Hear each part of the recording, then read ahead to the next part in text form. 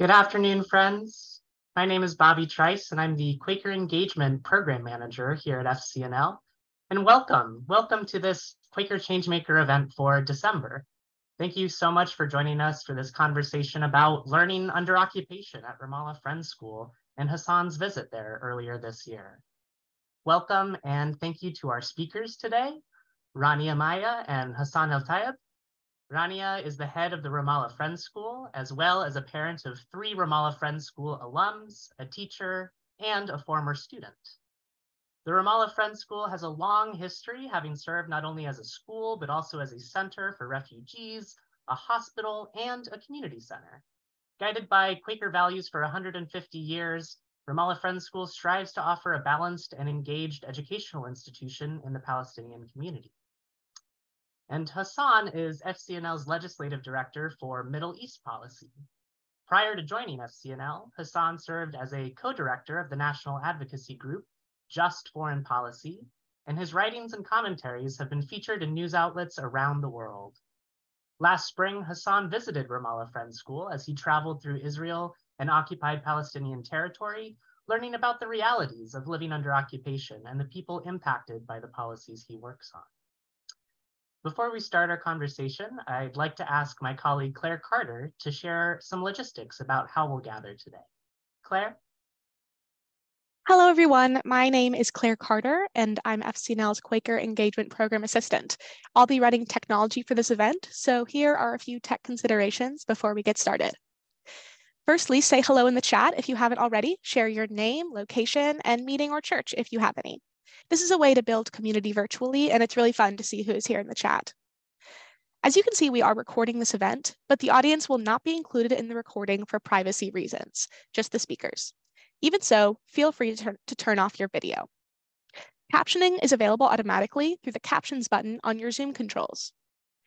We'll have some time for you to ask questions towards the end of the event, and we will do our best to address as many questions as we have time for, but we'll likely not get to all of them. Please submit your questions in the chat, and Bobby will direct them to the panelists. Please contact me if you are in need of any Zoom tech support. You can private chat me from Zoom's chat bar or email me at ccarter@fcnl.org. Back to you, Bobby. Thank you, Claire. As we gather for this conversation, please share a few moments of grounding, settling silence with us.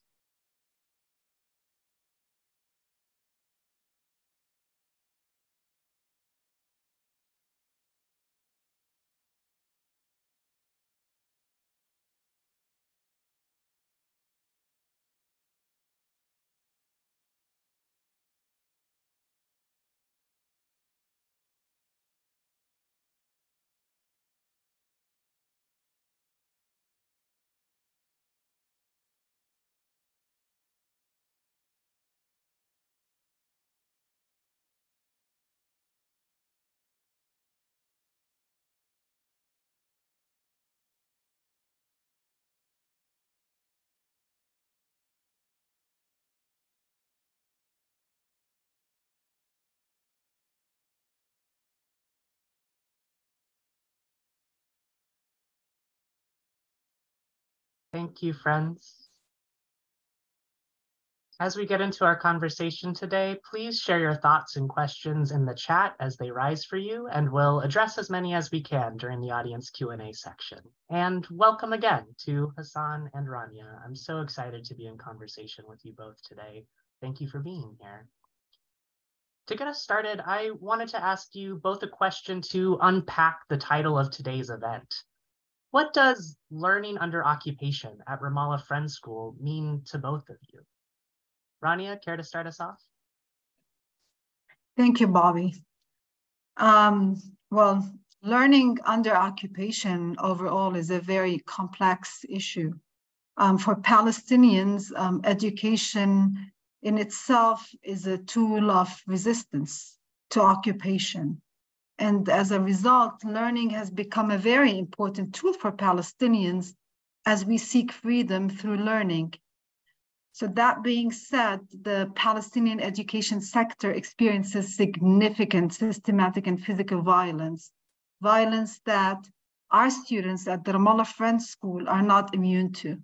because our students, they have to cross checkpoints as well, and they do witness settler and military violence. And they also experience the physical brutality of living under occupation. This is the general context that the school operates in.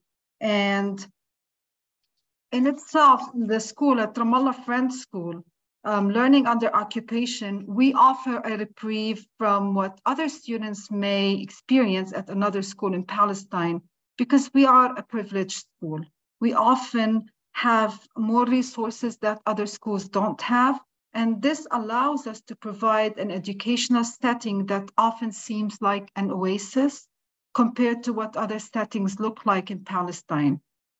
However, I don't want to call this as a bubble, as I mentioned, because our students are not immune to what they suffer from under occupation, because they are involved in their communities, and we cannot shelter them from the reality of life in Palestine. More importantly, what differentiates us learning at RFS is that we offer a values-based and mission-driven education. So we aim to graduate leaders who are critical thinkers and grounded by the humanistic and Quaker-inspired values of our school.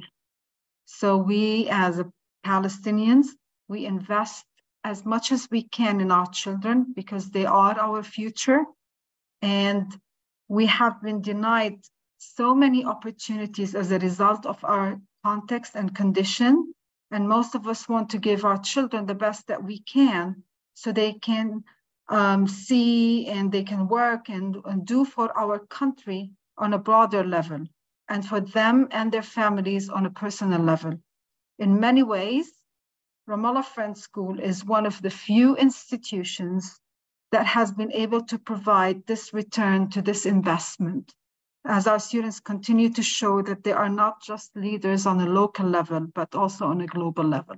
So this is what, in general, learning under occupation for Palestinians and learning under occupation for the Ramallah Friends School students. Thank you so much, Rania. And Hassan, how do you take that question? What does learning under occupation at Ramallah Friends School mean to you? Well, thank you all. Thanks, Bobby, for hosting this. Really glad to see Rania again. I just had such an incredible trip out there. I think, I think I learned probably more than they did, but it was just a fascinating experience, a heartbreaking one as well. Basically, I spent 3 weeks in Palestine and Israel, and I spent a week of it in Israel, a week in Jerusalem, and then a week in the West Bank, trying to just talk to all different stakeholders about the conflict, about what people are into, what kind of video games the kids play, what the taxi drivers think about the best spots to eat food, and what was actually happening on the ground. I will say that the week I spent at the Ramallah Friends School was by far the best time. The students there are incredible. Rania is a great leader of this incredible school, and I was just so thankful. She gave me the opportunity to meet with so many different classes. I probably spent time with about 8 full classes. That was 4th grade through 6th grade. I met with some 8th graders. I also met with a group of 10th graders as well. And I'll be frank with you. It was horrifying to hear some of the stories that the children were going through. Yes, I guess it can feel like an oasis, but the pain is real. These students have been deprived of seeing family in Gaza, deprived of being able to visit relatives as a result of checkpoints. Some of them told me about their homes being demolished, relatives being hurt or killed by settler violence or IDF, it just really broke my heart. Honestly, it took me a couple of weeks to really kind of decompress after that trip. I mean, hearing children talk about their day-to-day lives like that was extremely heartbreaking. We wrote some songs. I brought the guitar. You know that I like bringing the guitar around. And we wrote some tunes that we'll probably talk about a little bit later, but, we wrote songs about the occupation, but about racism and bullying. Kids, I've done lots of songwriting classes with kids in the US, and now kids in Palestine, and their concerns are similar. They want to be treated with respect. They don't want to be bullied by classmates, and want a sense of belonging and safety. And, that is completely consistent, whether or not child's here in the US or in Palestine. I'll also say we had a couple funny moments. At one point, I'm like, okay, well, let's break this up a little bit. Who makes better food? Rania and I, our families are from the same place in Jordan, in Madaba, which I love. That's another connection I have with her. And I said, who makes better food, Jordanians or Palestinians? And unequivocally, they said Palestinians make better food. And I asked them, what about mensef in particular, which is sort of rice and goat milk and lamb or chicken. And they admitted that the Jordanians actually do an all right job with that, which I appreciated. On top of the school, though, I did tours around the West Bank with a group called Breaking the Silence. They're a bunch of veterans from the IDF, or the Israeli Defense Forces. And again, just really heartbreaking to see what people are going through, and the kind of daily threats that they're facing from settler violence, and how that's escalated a lot under COVID. So again, I'm really appreciative of this conversation and looking forward to digging even into this all more. Thank you both. What a powerful way to start off. I so appreciate the different yet connected ways you each talked about this experience of learning under occupation. Rania, education as resistance. I love that idea, and it feels very parallel to the way we at FCNL think about building capacity for advocacy and civic engagement in our work with students and young adults, grassroots advocates, and policy impacted communities. And it also feels very grounded in Quaker values, always questioning, seeking truth, speaking truth to power. And Hassan, thank you for sharing that experience of learning under occupation in a different way, for sharing the joys and the empowerment and the funny moments you saw alongside immense violence and oppression. But to get just into the details of your trip and your visit a little bit more, could you each tell us a little bit more about this visit and your time learning together? What's something that sticks with you from this time you got to spend together? Rania, do you want to start us off there?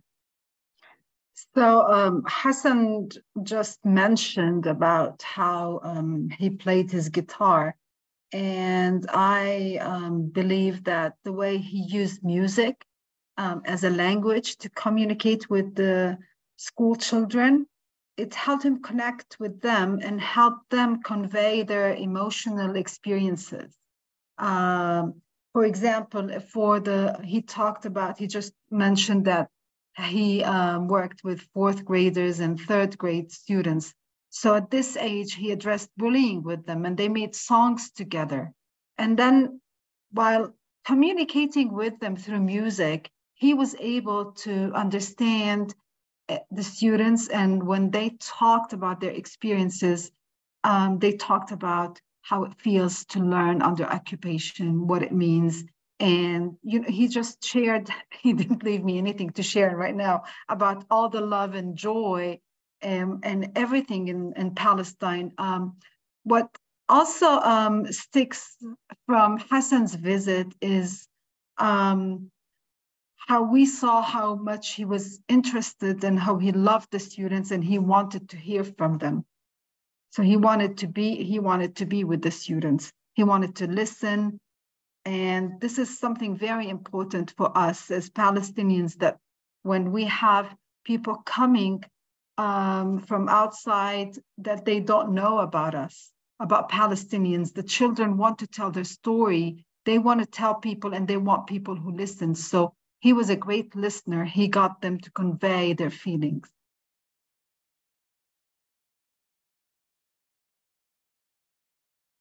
And Hassan, what's something that sticks with you?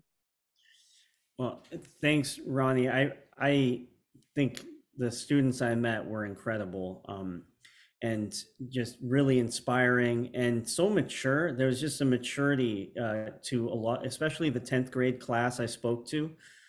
They are, just they understand what's going on, their ability to articulate what life was like.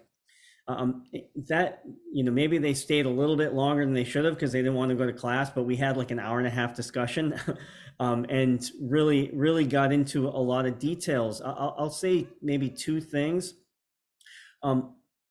I think they in particular were interested in my work in DC as a lobbyist. I will say that if I wasn't doing advocacy, that would have been a very difficult conversation because because you can't just hear from students that things are that bad and not want to do something. And so what I tried to do is explain to them, how I was trying to make a difference in the situation with regards to U.S. military assistance, with regards to pushing for more humanitarian access, movement and access, freedom of movement, in and out, because I think the restrictions on freedom of movement in particular are just horrible, whether it be checkpoints or whether it being allowed folks being allowed to leave the country to go get an education and come back or visit relatives in Gaza. One thing that I think really kind of perked their ears up a bit was the work we were doing on Yemen here at FCNL, trying to end U.S. military assistance to the Saudi-led war crimes and violence against Yemeni civilians. And I tried to show some parallels, like, okay, there's a blockade on Yemen, there's a blockade on Gaza. There are airstrikes happening with U.S. support on Yemen. There's airstrikes happening on Gaza with U.S. support. IDF soldiers are getting U.S. equipment, and drawing those parallels to say, we're actually on the cusp of making some very real progress, and we want to make sure that that's not just a one and done situation, that we can apply that to other scenarios. The students really felt for the people in Yemen, so their capacity for empathy was so huge and beautiful, and I think they understood where we were coming from. So that was one story. I think that was really powerful for me to hear students so engaged on that issue. And I think the other piece was definitely, we wrote this song called "It Takes All of Us," which I think Claire might be sharing a clip. Me, I love this old soul music. I started playing Just the Two of Us, and they said, "Hey, isn't that Will Smith?" And I said, No, that's not Will Smith, that's Bill Withers. So I explained that, Bill Withers wrote it first with Grover Washington. So, and then they took that melody and then they turned it into a song about life under occupation and their work to, humanize the situation and actually, say racism is unacceptable, whether it's happening, against Palestinians or against Jews. They were firmly, committed to, opposing anti-Semitism, and that was really beautiful to me. That they said, we're not, anti-Semitic. We want to be clear. That's not what we're about. We're just about, ending the occupation and ending the oppression against us. We don't have hatred towards any group of people. And I think that was a really powerful message. And maybe Claire can play the clip. Yes. 1, 2, 3. It takes all of us. We can make it if we try to stop racism all the time.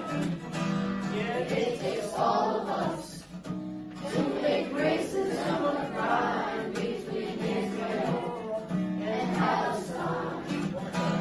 It takes all of us. We can make it if we try to stop racism all the time. It takes all of us to make racism a crime between Israel and Palestine. Oh gosh, that was so cool. Thank you so much for sharing that with us, Hassan. As a musician myself, I love hearing these stories about how music acted as a medium for connection and invited this deep sharing about lived realities of occupation and oppression and hardship, but also joy and this vision of the way the kids want and we want the world to be. I'm seeing in the chat that we're getting lots of questions, and just a reminder to keep sending those as they come up for you, and we'll address them as we can during the audience Q&A portion. And also, Rania and Hassan, in these stories, I've heard you both allude to these visits, this visit in particular, as transformative and life-changing, encouraging listening and sharing and exchange. I'm curious to hear more of your thoughts on impact. So I'll ask, what's the impact you see on your work from the opportunity to have these kinds of visits and exchanges? So these visits and exchanges, Bobby, they allow us as a school to be part of the global community of friends and also facilitate the connections between our community and communities from around the world. It allows us to share experiences, whether they're personal or professional, and vice versa. It creates a rich and diverse learning environment and an open-minded culture also. And more importantly, it exposes our community to people on the outside. And it truly integrates us into the international system as well, and allows us to have a voice at the table as Palestinians and draw connections and solidarity from others. And this is very important. Also, Hassan's visit allowed us to share with him in a more depth and personal way what life in Palestine looks like. He was also able to share with our students, as you've seen, about what life in America looks like. And through this connection between the school, between RFS and FCNL, we know that we can build a stronger connection between our organizations. Also, this became clear also when FCNL and Hassan also stepped up to support our student, our 16-year-old student, Shadi Khouri, who was arrested, with advocacy and with help from FCNL and the connections they provided us. They did everything within its ability to try to secure his release, and we're forever thankful for this. Hassan, feel free to jump in. Yeah, thank you for that, Ronnie. I wish we could have done more, and I am also really sad that Shadi had to go through what he went through. That's just unconscionable that a 16-year-old would have to go through military detention for that long without really having a lot of the information. The charges weren't clear, separated from his family, and I'm glad to hear that he's home with his family watching the World Cup. I'm sure he's rooting for Morocco today. So, I would say maybe let's take the micro. I think one of the big impacts was actually on me personally. We've been working on this issue, but you can't know what it's like until you go. It was, it's things are bad and unstable, but being on the ground, talking to people that are being affected by this situation in the occupation, that has forever changed me and my perspective, and it's kind of renewed my sense of commitment to working on this problem with as much effort and vigor as I possibly can. So that's a huge piece of the takeaway for me, is that we have a lot of work to do to build a coalition in the United States to work on this issue and to make sure that there's equality and human rights for everyone in Palestine. And that's a commitment I'm making here, that we have to just keep going on that. I think as far as legislative vehicles, we talk to the students. I'm relaying those messages to lawmakers. So I don't just say, hey, I think you should support this bill. I try to share these experiences. No, you shouldn't just support this bill because Hassan says it's true. children in Palestine, who I met at the Ramallah Friends School, should not be detained in military detention. They should not be, held prisoner for, months at a time for, really, minor charges. So that's really has given me more power as an advocate to speak up. I'll say that, we're using some of the stories. Granted, we're keeping anonymity and not sharing names. But when we spoke with the DHS recently, we talked about the teachers that are being affected by the new policies that prevent movement of American citizens with Palestinian, citizenship as well, these dual nationals, from going back and forth. We think that's really unfair. And we want to make sure that their voices and stories are being heard. We worked with Rania to talk to USAID and ASHA. We use some of FCNL's connections.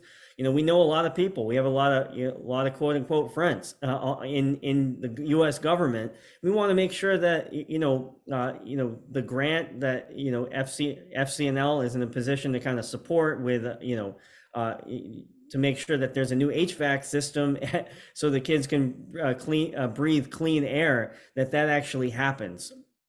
So that's some of the more tangible things, and making sure that Rania can get her voice heard. So really, I was just making the connection. Rania was the one speaking to these officials and lawmakers and policymakers. So as much as we can kind of keep that connection going, make sure that she's getting the support she needs. And I hope that we all, continue to support the Quaker school in Ramallah. There's a couple other policy things that we could dive into. We're working on justice for Shireen.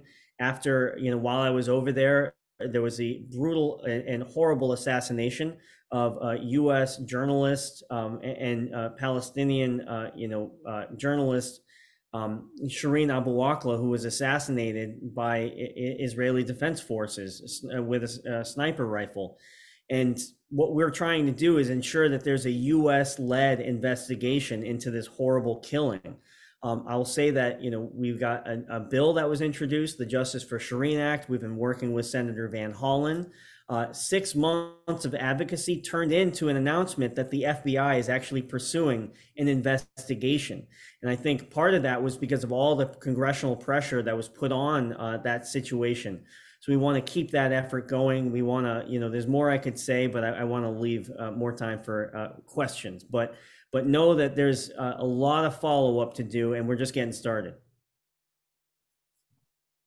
Thank you. Thank you both so much for talking a bit about the impact of these visits and exchanges on the different work you do. Hassan, I loved how you're talking about bringing the stories of the students you spoke with and Rania directly to bear on these conversations with officials who are making decisions that impact those folks. It's a big hallmark of our approach to Quaker lobbying, centering the stories of folks who are most impacted and bringing those to lawmakers so they're reminded of the people at the end of the decisions, the policy decisions that they make, and how they'll be affected by them. And on that note of Quaker lobbying and being Quaker organizations, we both have friends in the names of our organizations. The Ramallah Friends School and the Friends Committee on National Legislation. How does this Quaker connection and identity matter to the work you do and our organizations? Rania, do you want to start off? Yes, so it's the Quaker identity, which is very important because it represents both the values and heritage of both of our organizations.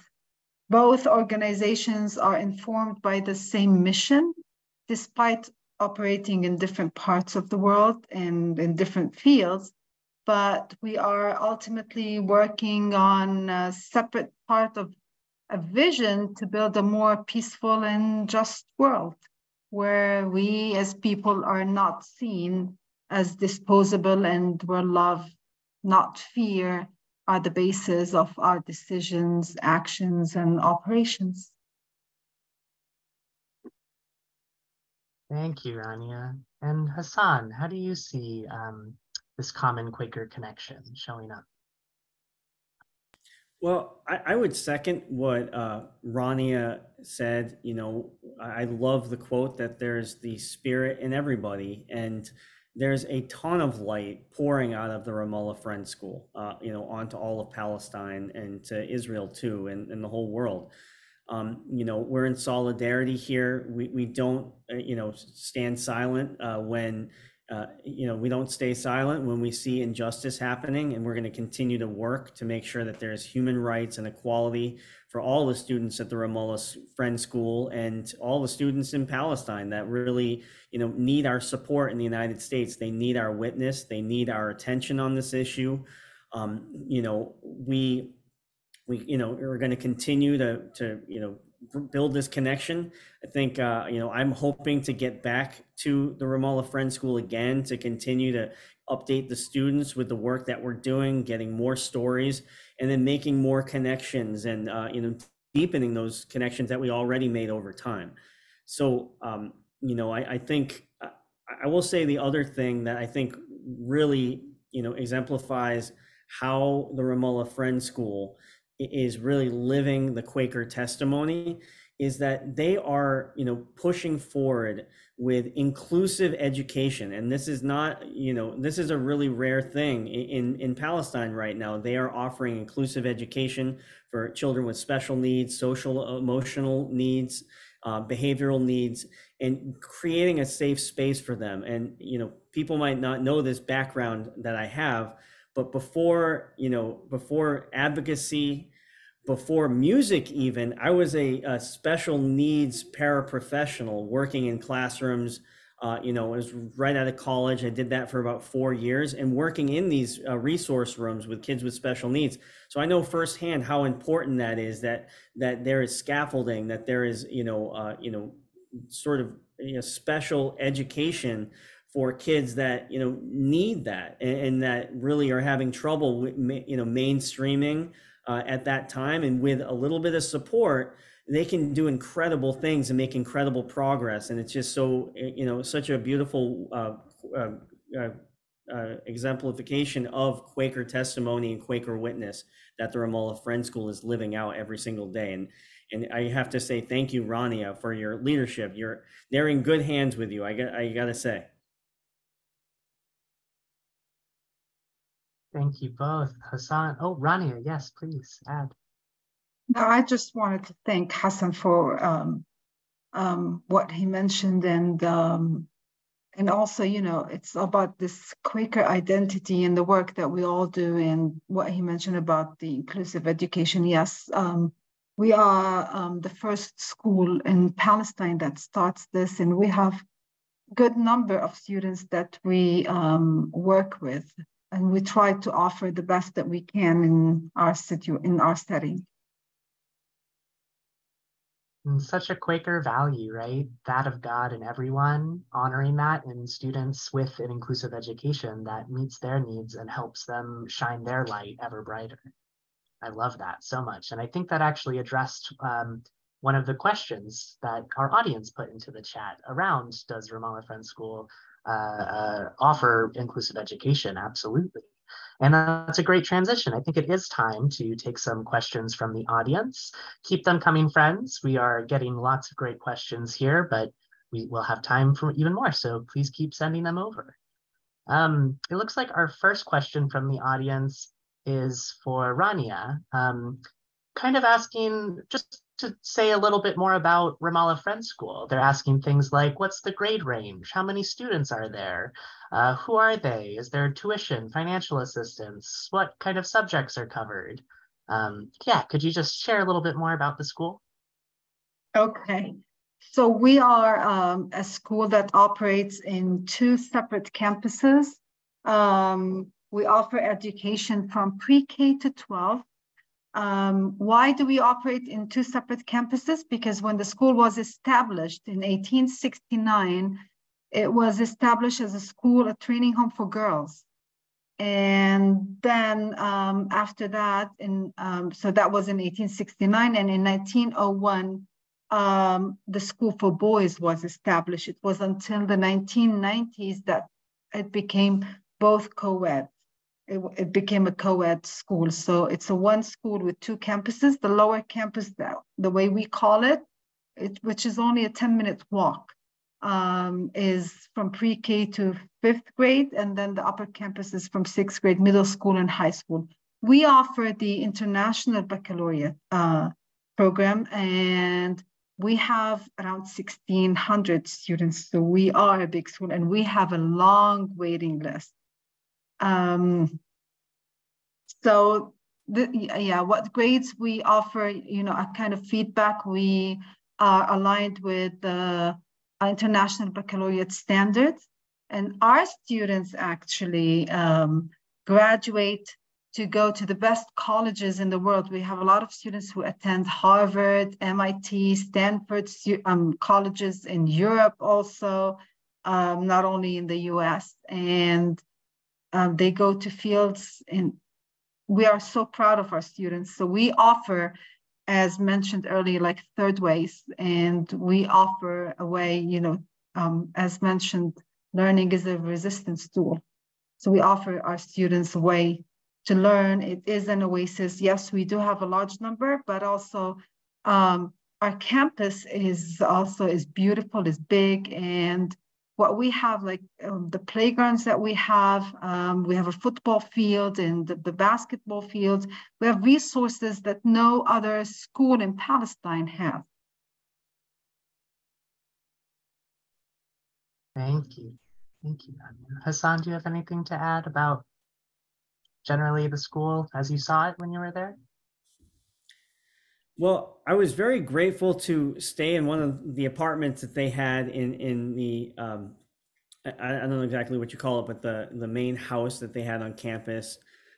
They have an incredibly cute dog, Rania, and her husband that I got to play with, and so that was fun. The students are just really incredible, thoughtful. They have this amazing campus. The one thing that I will maybe say, because Rania said so much just now, is that it was very ominous to me to see settlements and outposts all around the horizon on the upper campus. It was a constant reminder of the threats and the Israel-Palestine conflict that that we're all trying to work on here, and to see that and to have students, more importantly, see that every single day is very unsettling. And it's a constant reminder of the issue at hand and the oppression, frankly. So but I am so glad that this school exists, and so glad that these children and these faculty have built this great culture and community in Palestine. Thank you both. We have another one from Nancy, who says, Rania, what do you tell your students about your time in the US?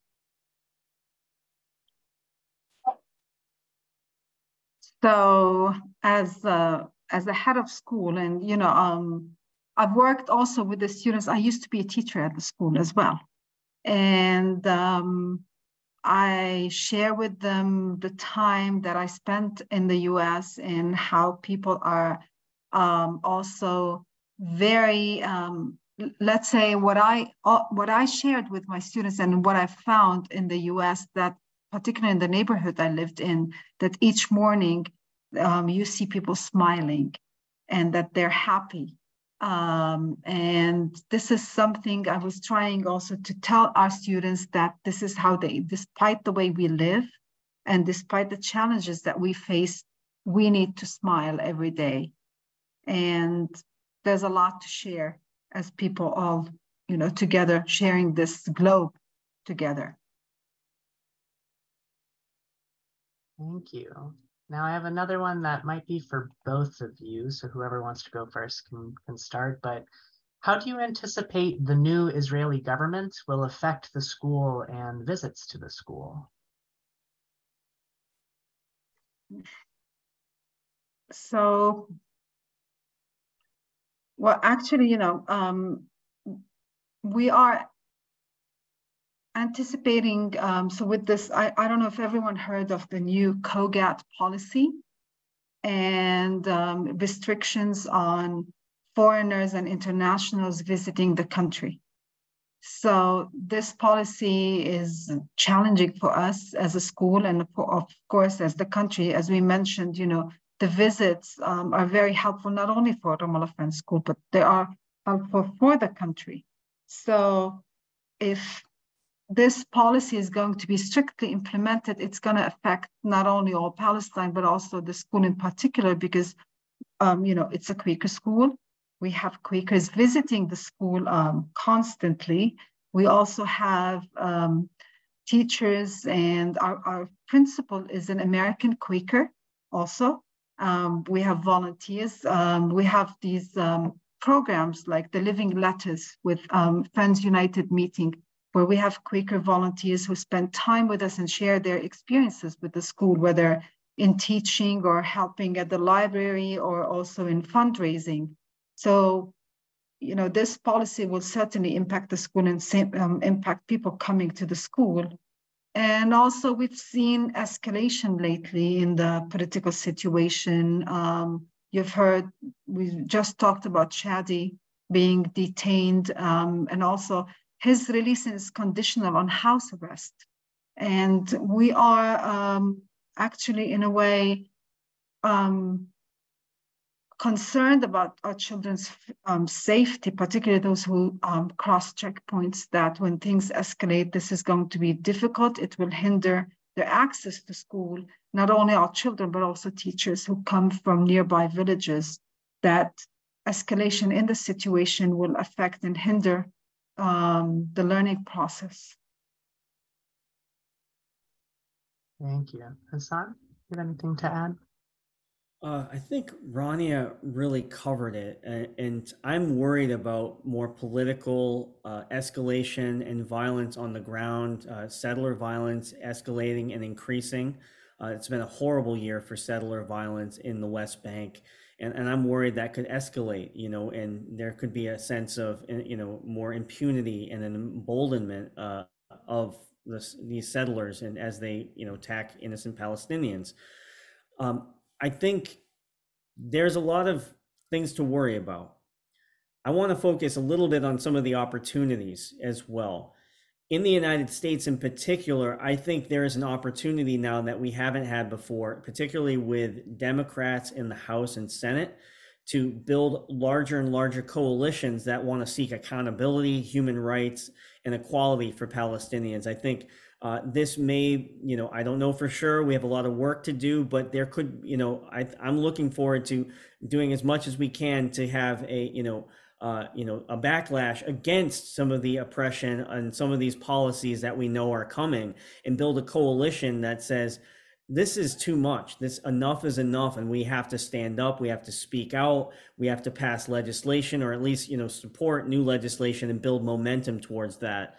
It's not, but that is where my head's at, is where are the opportunities? How can we build more support on Capitol Hill to stop the kinds of violence and to end the occupation? Absolutely. Thank you, Hassan.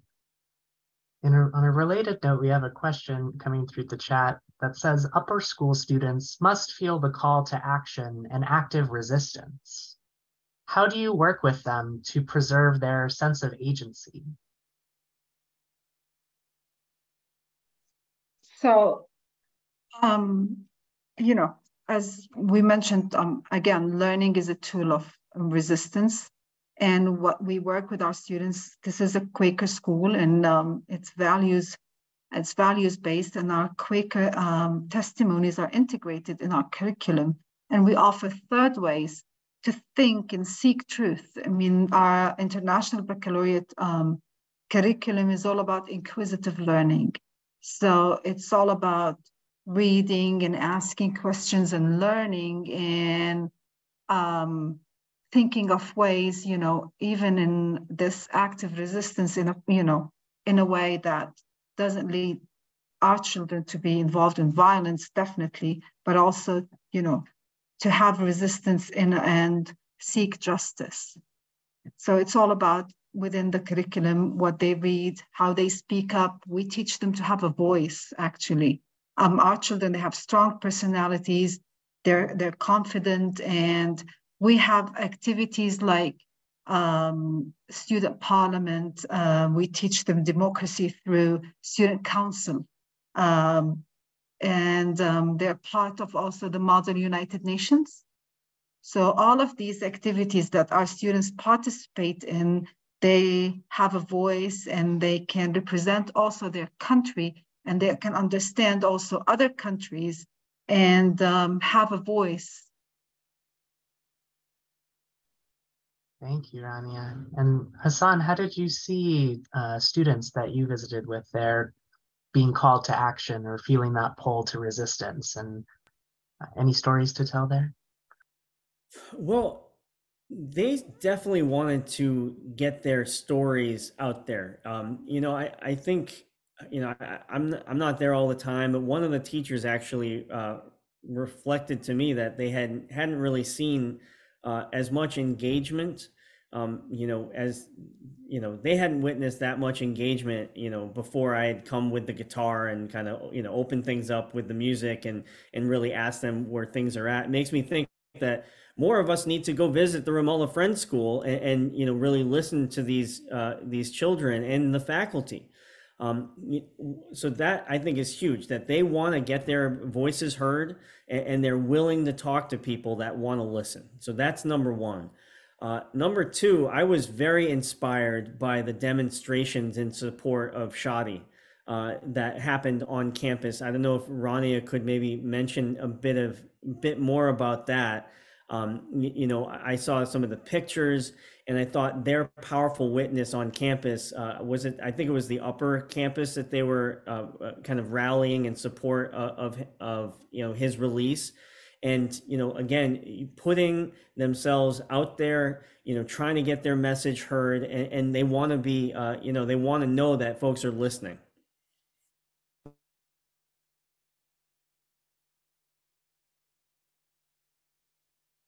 Yeah, I want to add to what Hassan has mentioned. Like after 2 days of Shadi's being detained, our students organized a solidarity stand for Shadi, where they spoke about their feelings, about being also afraid as children about how they don't have the freedom, how they're concerned about their own safety. And they talked about even what is it that they can do, but it's the way they stood, the solidarity. Even our children who are in the inclusive program, they were able to speak and to express their feelings and share, and they also shared it with songs and with music, and they talked to Shadi's father and they asked him questions about Shadi so that they can learn more about what's going on and what happens with Shadi. They kept updating,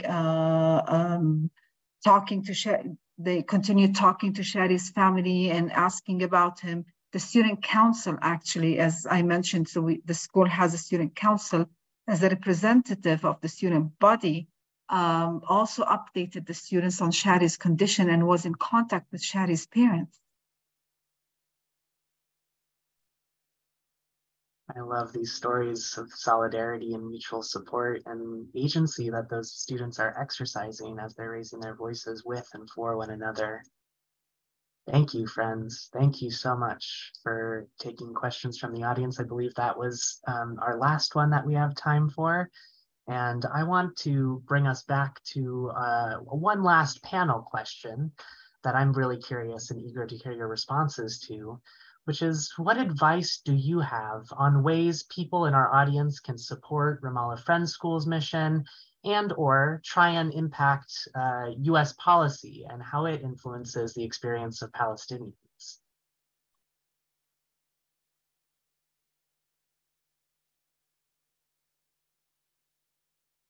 Rania, did you want to start off? What advice do you have on ways people can support Ramallah Friends School or influence US policy impacting the experience of Palestinians? So first, I would advise people actually to listen to Palestinian children. Hassan mentioned something at the beginning. You will never know about the way Palestinians live until you visit. So please continue to challenge this COGA policy and visit our country. And please continue to listen to Palestinian children, learn how Palestinians, and particularly Palestinian children, how they are impacted by the violations of human rights. And for Ramallah Friends School in particular, please support the school, continue to support the school, whether in prayer, whether in donation, because we want the school to continue to make the impact that it has been making since the past 154 years to maintain the vital Quaker witness in this holy land. Thank you, Rania. And Hassan, what advice do you have? I think we should all try to give the Ramallah Friends School funds that they need to pay for teachers, buy new books, fix this HVAC system so the students and faculty can breathe clean air. We need to just support Rania and in all the work that she's doing, and try to make it as inclusive as possible. It's very expensive to, when the economy is struggling, and we need to make the tuition as affordable as possible so more students can come. So that's number one. We got to support the Quaker Ramallah Friends School. I think we also need to double down on our policies here in the United States. If your member of Congress is not on HR 2590, that's the No Way to Treat a Child Act. It does three things. It stops U.S. military funds from being able to be used to detain children like Shadi in military detention. It stops annexation from being funded by U.S. assistance, and also stops home demolitions from being funded with U.S. assistance. That is a baseline. We need to make sure that that bill gets more support. We need to make sure that there's a thorough investigation into Shireen Abu Akleh's killing. The Justice for Shireen Act, we're going to be working with Rep. Andre Carson to try to get that introduced in the 118th Congress. I'm also going to try to get some other senators, hopefully Senator Van Hollen or someone else, to introduce a companion in the Senate. So if you have a senator, we need them to support that as well. We know the FBI investigation's happening, but we need to keep the drumbeat going, keep international attention on that. I worked with, after I got back from that trip, I worked with Reps. Barbara Lee and Reps. Pocan to draft a Government Accountability Office letter request asking for a full impact assessment on the Gaza blockade. When that comes out, we need to turn that into legislation to actually open up movement and access and keep highlighting what's happening in the West Bank, but also Gaza. We cannot forget about the people of Gaza, 2 million people living in an open air prison, and that are suffering through incredibly horrible restrictions on movement and access. So stay in touch. Again, bottom line, let's support the Ramallah Friends School. That is just such an important and vital institution. They're training the future leaders of Palestine, and we have to do our work here in the U.S. to make sure that we're not complicit in violations of gross human rights and violations of human rights and human rights abuses.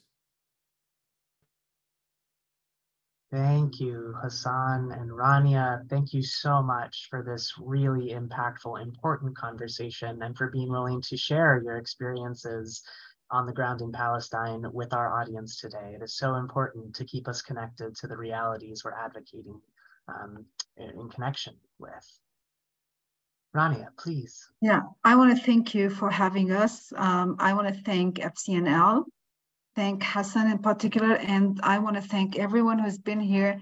And I've just looked at the chat, and I can see that many people that I have met and I know, and I'm so grateful that they're here. So thank you, everyone. Thank you again. Claire, I think we are ready to wrap up. If you will share some closing details with us. Great. Before we conclude our event today, I want to share a few things with you all. If you enjoyed today's discussion and want to take further action, I'm going to set an action alert here in the chat, including some of the legislation that Hassan mentioned, to ensure taxpayer dollars are not used to support injustices against Palestinians. We will also provide a donation link to the Ramallah Friends School. Thank you all so much for joining this Quaker Changemaker event. Thank you to our panelists, Hassan and Rania, and thank you to Bobby for moderating this discussion. Have a great rest of your day, everyone, and save the date for our January Quaker Changemaker event on January 18th on Quaker conscientious objection. We hope to see you then.